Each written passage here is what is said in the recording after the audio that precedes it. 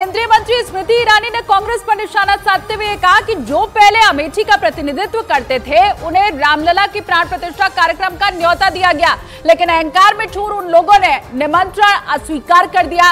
ये वही लोग हैं जो भारत के टुकड़े टुकड़े करने का नारा देने वालों का समर्थन करते हैं। आहुति दी है, हर समाज के व्यक्ति ने आहुति दी है।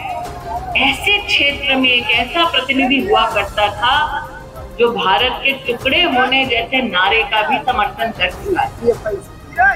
तो आज हम इस बात से अभिभूत हैं।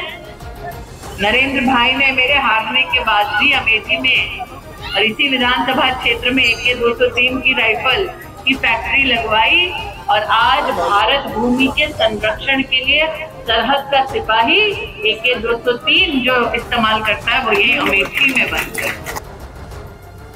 और वही एसपी सांसद राम गोपाल यादव ने राम की पूजा करने पर कहा कि उन्होंने कभी पूजा नहीं की है, वो सिर्फ भगवान का नाम लेते हैं, पूजा नहीं करते हैं क्योंकि वो दिखावा नहीं करना चाहते। राम गोपाल यादव ने कहा कि ये सब पाखंडी लोग करते हैं और वो पाखंडी नहीं है। हजारों राम मंदिर इस देश में हैं ऑलरेडी, और इसमें तो उन्होंने सब अधूरा प्राण प्रतिष्ठा वगैरह की है। सारे जगतगुरु शंकराचार्य उसके विरोध में थे। ये ठीक नहीं है, अशुभ हुआ है और ये इनके लिए वो घातक होगा। भगवान राम को दंड दे। तो पहले होते रही, मैंने तो कभी किसी की पूजा नहीं की। मैं तो भगवान का नाम लेता हूँ, असली भक्त हूँ भगवान। मैं दिखावा नहीं करता, मैं पाखंडी नहीं हूँ। पाखंडी लोग ये सब करते हैं। और वही रामनवमी पर समाजवादी पार्टी की सांसद डिंपल यादव का बयान भी सामने आया है। रामनवमी की परंपरा वर्षों से चली आ रही है, आगे भी जारी रहेगी, यही कहा उन्होंने। आज नवरात्र का 9वां दिन है, आज रामनवमी भी है और हम सभी ने, मुझे लगता है, पूजा करी है, आराधना करी है और कन्याएं खिलाई है। आज आप कैंपेनिंग भी कर रही है। कल नामांकन के बाद भी आपने कई एक जगह जो है नुक्कड़ सभाएं की, लोगों से संपर्क किया। इतना ताबड़तोड़ चुनाव प्रचार चल रहा है, कैसा लग रहा है आपको? इस बार कैसा मार्जिन रहने वाला है? ये तो समय आने पर पता चलेगा, लेकिन पिछली बार से निश्चित तौर पे जीत मुझे लगता है कि बढ़ के होगी, क्योंकि लोगों का साथ समर्थन मिल रहा है और लोग समझ रहे हैं कि मौजूदा सरकार किस तरह से काम कर रही है और किस तरह से वो लोगों को जो कहती है वो नहीं दे पा रही है। जो व्यवस्थाएं बनानी चाहिए वो नहीं कर पा रही है। युवा बेरोजगार है हमारे और बड़े ही निराश हैं और महिलाएं सुरक्षित नहीं है उत्तर प्रदेश में। राजस्थान कांग्रेस के प्रभारी सुखजिंदर सिंह रंधावा ने न्यूज 18 इंडिया से खास बातचीत में यह कहा कि इंडिया गठबंधन में कोई मतभेद नहीं है। साथ ही उन्होंने यह भी दावा किया कि राजस्थान में कांग्रेस मजबूत है और उन्होंने दावा किया कि राजस्थान में चुनाव के नतीजे अच्छे आएंगे। अब इंडिया गठबंधन जो है वो सरकार बनाने की ओर बढ़ रहा है। ये कांग्रेस की देन है टेलीकम्युनिकेशन। वे क्या बातें करते हैं, जब जुमलेबाजी करते हैं, ये राम की बात करते हैं। राम हमारे दिल में है, ये भी देखिए, ये मुसलमान है, ये भी राम है, मैं भी सिख हूँ, तो हम तो एक गुलदस्ते की तरफ बढ़े हुए हैं। तो इस बार मोदी से ज़्यादा हम सीटें लेकर जाएंगे, नोट कर दो। INDA गठबंधन को लेकर हनुमान बेनीवाल शिकायत कर चुके हैं, कांग्रेस के लोग सहयोग नहीं कर रहे हैं। बिल्कुल कोई शिकायत नहीं की। जो हमारी कांग्रेस उनके साथ पूरी की पूरी खड़ी है। जो एक आध था उसको हमने पार्टी से निकाल दिया। नतीजे बताएंगे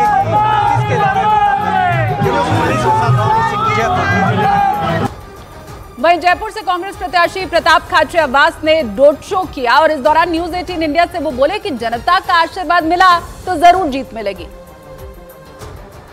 बीजेपी का झूठ फरेब और देखा राम जी निपटाएंगे, रिजल्ट आएगा ना तब पता चलेगा। भाई हम तो कमजोरी के बाद आगे निकले, क्योंकि हमारे पास तो सिर्फ 2 सीट है।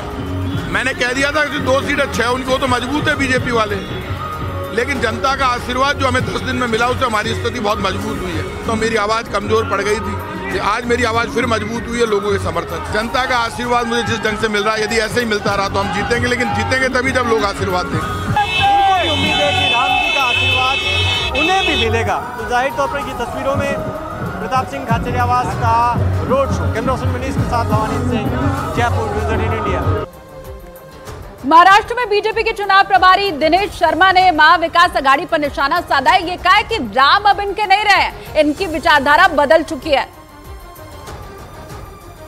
हमारा सीट शेयरिंग भी है, हमारा दिल शेयरिंग भी है, हमारी नीति नियत और नेतृत्व तय है। उनका नीति नियत और नेतृत्व भी अलग अलग है। उनकी आइडियोलॉजी बदल चुकी है। ये रामद्रोही लोग हैं और इनके शब्दों का जो संयम है वो कभी भी टूट सकता है। और वो जो बोलते हैं वो अपशब्दों के अलावा उनको अच्छी भाषा का इस्तेमाल उनको आता भी नहीं है, क्योंकि उनके संस्कार ऐसे रहे हैं। और राम जो हैं अब शिवसेना के रहे नहीं, क्योंकि जो राम के अस्तित्व को चुनौती देने वाली कांग्रेस थी उनकी सहयोगी है, और जिसने राम का जन्म नहीं हुआ इसके प्रूफ नहीं है। ये कोर्ट में जो राम सेतु बंद रामेश्वरम है नहीं, जो प्रमाण प्रस्तुत करने का काम करते हैं राम मंदिर के खिलाफ कांग्रेस, जिसको बाला साहब जी कहते थे हमेशा कि ये कांग्रेस ने इस देश का बहुत नुकसान किया है। इससे मैं किसी भी कीमत पर संबंध करना तो छोड़ो, इसको देखना पसंद नहीं करता हूं। जब चिराग बुझने लगता है तो एक बार लौ तेजी से निकलती है। अब यहाँ पर 48 सीटों पर विपक्ष के लिए महाअघाड़ी के लिए नो वैकेंसी बोर्ड लगा हुआ है। मतलब 48 सीट में आपका दावा है? दावा नहीं है, जनता की मंशा है। शुक्रिया बात करने के लिए। उधर हरियाणा के सीएम नायब सिंह सैनी ने दुष्यंत चौटाला पर जमकर निशाना साधा। सीएम सैनी ने कहा कि जननायक जनता पार्टी जमानत जब्त पार्टी है और इस चुनाव में भी इनकी जमानत तक जब्त हो जाएगी। उन्होंने ये भी कहा कि हरियाणा की सभी 10 सीटों पर बीजेपी जीत दर्ज करेगी। दुष्यंत चौटाला की जेजेपी पार्टी के उम्मीदवार अपनी जमानत भी नहीं बचा पाएंगे।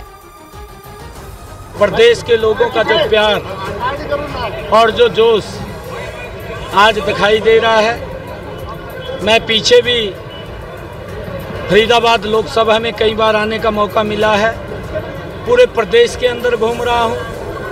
पूरे प्रदेश से एक ही आवाज़ हर व्यक्ति की आ रही है कि अब की बार 10 की 10 लोकसभा की सीटें हरियाणा नरेंद्र मोदी जी के पास भेज करके तीसरी बार प्रधानमंत्री बनाने का काम करेंगे।